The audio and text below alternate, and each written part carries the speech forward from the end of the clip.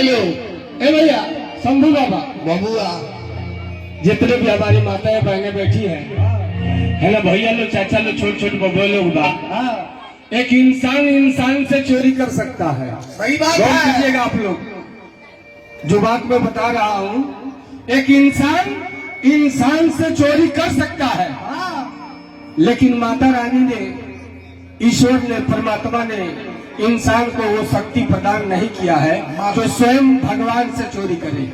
माता जी सब देखा तारी। अच्छा हेजीरवा लोग बैठल बनी माता रानी के दरबार में आके हाथ उठाओ था, के ताली बजाओ था, माई के देखे से बहुत बनी हुआ का माई देखा तारी, जेकर हाथ रही ऊपर ओकर काम रही सुपर सुपर, जे करी शरम ओकर फूट जाई करम। प्रेम से बोली शेरा वाली माई की।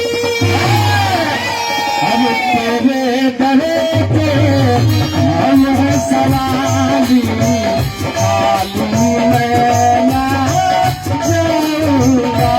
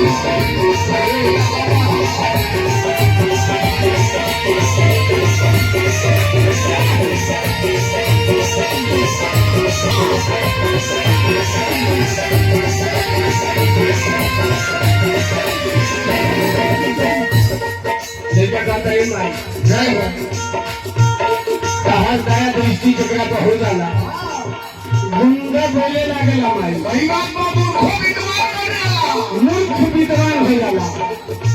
अरे माई कहा दया दृष्टि जगह पर से हट जाला, वो आदमी हीरो से जीरो हो जाला। सही बात बा, पलंग पर चढ़ेगा रिक्शा खींचे लगेगा। रिक्शा खींचे लगेला।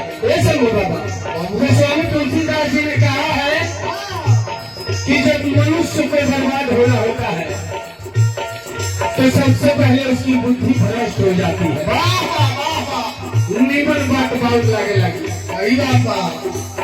ऐसे लड़का कहते हैं भाई आया मंगता अब तुहर दुआरे, माटी के जैसा कौन संभाले।